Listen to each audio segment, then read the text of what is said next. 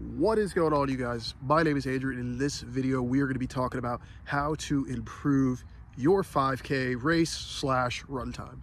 Now, quick disclaimer, I am around a 22 minute 5Ker, so if you're trying to go below that, this video might not be for you. This is more for the people that are trying to get from, let's say, the 30s range down to like 25 or lower. If you're looking for something faster, you may want to teach me what to do, because I'm still working on getting there myself. But this is the process that I had used and implied over the years and learned to go from a 31 minute 5K down to around a 25, and then from a 25 down to a 22. So if you fit into those ranges, stick around. This one's for you. If you're somebody who is just wanting to get into a 5K, there might be some info in here for you, but I'll be doing a couch to 5K video in the near future. But for everyone else who's sticking around, check it out. Let's get into it.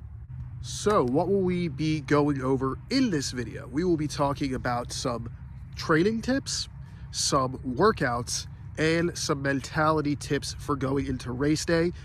Greatly enough, I have a 5K race tomorrow, so we're going to go over everything that I do the night before, the morning of, and then right before the race when I arrive at the race. So that way we can make sure we've covered all the bases. You guys kind of see what it is I go through from training over about a 5 to 8 week period, depending on how long you really want to push it, and also just what I do on a day-to-day basis that also helps build up for that race. So without any further ado, let's get into it.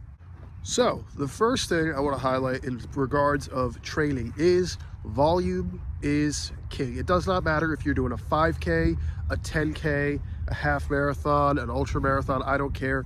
Volume is always going to be your friend, and I neglected this for a very long time. I always thought it was all about those full throttle speed workouts, but those easy training workouts are really an absolute king when it comes to this. I'm talking about getting your heart rate down into a nice low area. And if you need to know where your easy heart rate zone is, using the Maffetone method is about your best bet. It's where you take 180 beats per minute, subtract your age. For me, I'm 28 years old, so 180 minus 28 is 152.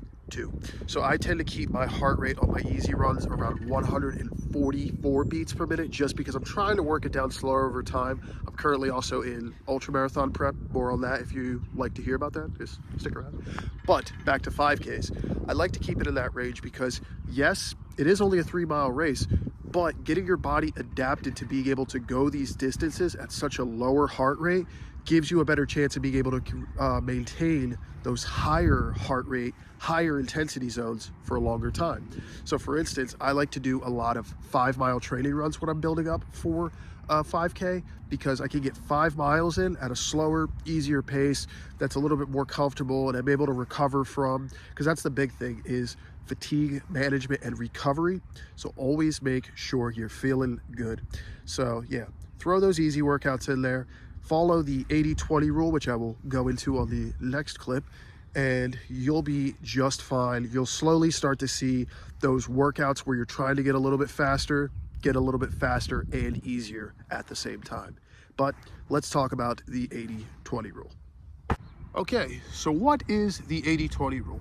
Well, previously for me, the 80-20 rule was 80% of the time I have no clue what I'm doing, and 20% of the time I'll admit it. But now that I've learned a little bit more, the 80-20 rule is actually 80% of your workouts should be in the easy aerobic zone, and 20% of your workouts should be in that higher intensity, your speed workouts, your tempo workouts, stuff like that. But I neglected that for a long time, like I said prior, but I've learned from my mistakes. So how I break this up in a normal week as somebody who works a 9-to-5 job is 4 days a week, I will have my run days. 1 day a week, which is Wednesday for me, is my high intensity days. And then Tuesday, Saturday, and Sunday are my lower intensity aerobic workouts, long runs, etc., etc., etc. That works out for me well because it gives me enough time in between to where I can still go and do some strength training, which is highly important. Make sure you throw some of that in there when you can. And I'm able to have that fatigue management so that way I'm not overdoing it too much too soon. So 4 days a week, I'm going to put it up on the screen exactly what I do Monday through Sunday, so that way you guys can kind of get an idea. Maybe you can steal that for your blueprint. You got to do what works for you best, but remember, 80% easy, 20% high intensity, hard stuff. Let's keep going. Now we're gonna talk about the track workout. Now, as you can see, I'm not at a track, and there's a good reason for that. Number one, it's a school day. Number two, track workouts do not need to be done just on the track. Now, I don't recommend doing them on the grass unless you know the race you're gonna be doing is maybe on grass. I've done a couple of races where they're inside of a park, inside of like a cross-country style course, but you can do them just about anywhere, providing you have something, hold on, it's up my sleeve, something to record your distance, or maybe you're in a park that has it marked by your quarter miles, your half mile, 3/4 mile, etc. You get the idea. Most runners, we have watches. Your phone can do it too, so feel free to use whatever works for you. But my favorite workout to do for improving my 5K happens to be intervals. Now, what I generally do is I start in the beginning of my buildup doing 400-meter intervals. Now, 400 meters is about a 1/4 mile. So if you're using regular distances, just use a 1/4 mile. Then as time goes on, you'll do a 400 meter with a 200 meter cool down. Pretty much just go down to a jog, a walk, keep yourself moving. Don't stop, you'll lock up, but do that. Then you'll go up to 800 meters, which on a track is 2 laps or half a mile. Same thing, 800 meters with a 200 meter cool down. Keep kind of going, keep building.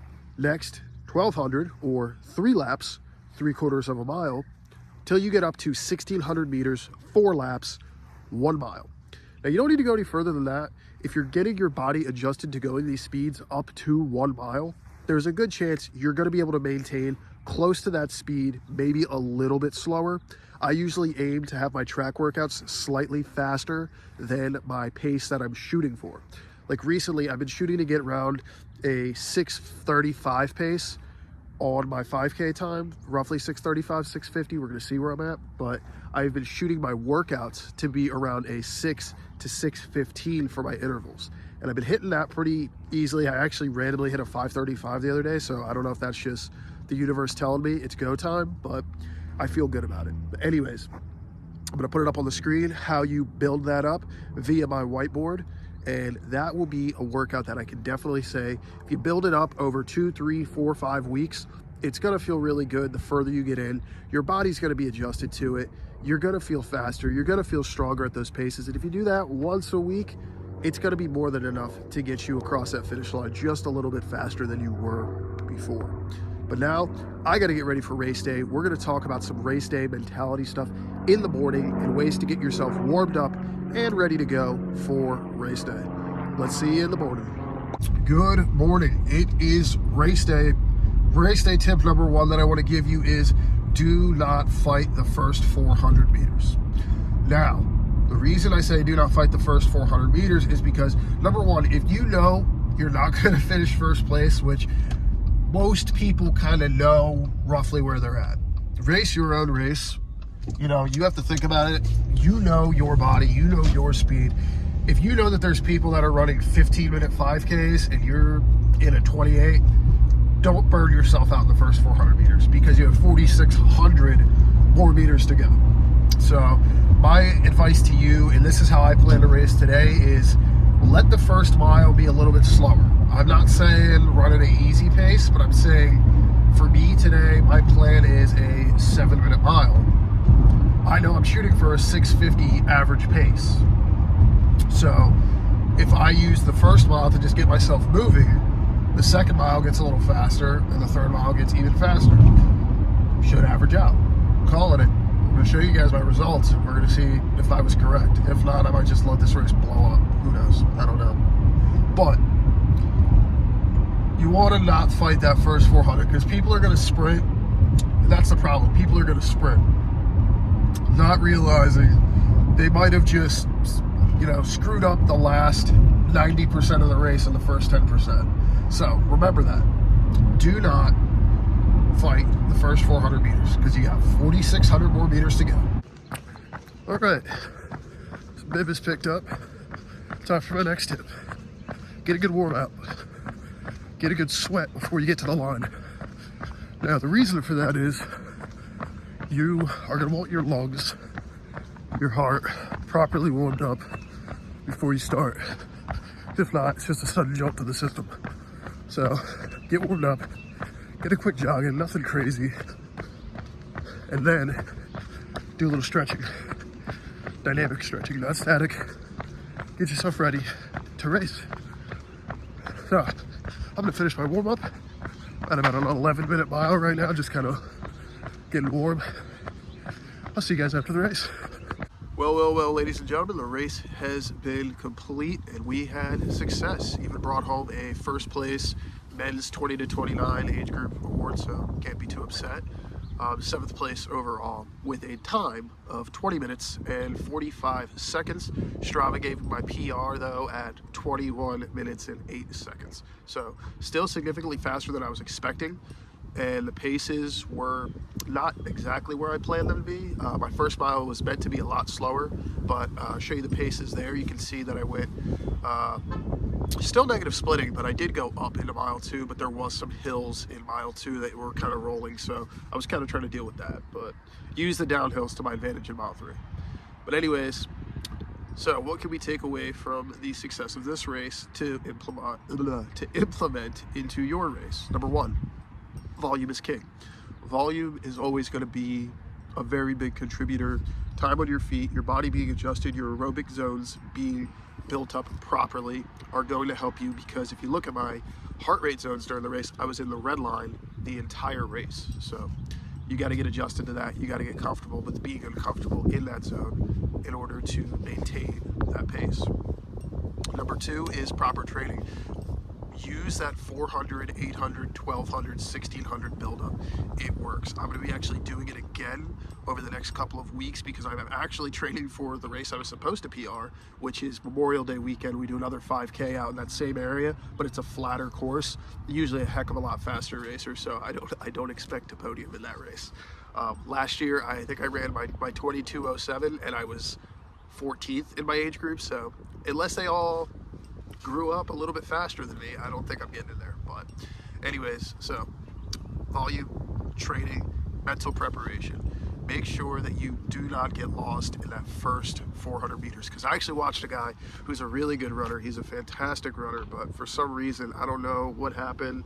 I've raced with him before, and people have said he's done stuff where he drops out if he's not winning, and he didn't make it the first half mile.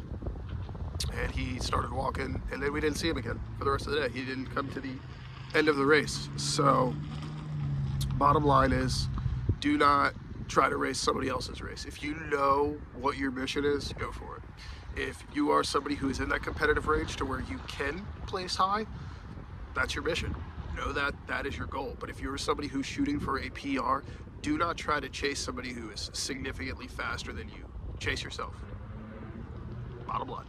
So anyways, guys, I hope you guys found some knowledge, some information, some form of value in this video. If you did, please consider dropping a like and subscribe. I'd love to take you guys along for some more racing journeys. I'm actually getting ready to gear up now for my ultra marathon. I'm about 100 days out, so I need to stop chasing PRs for a little while.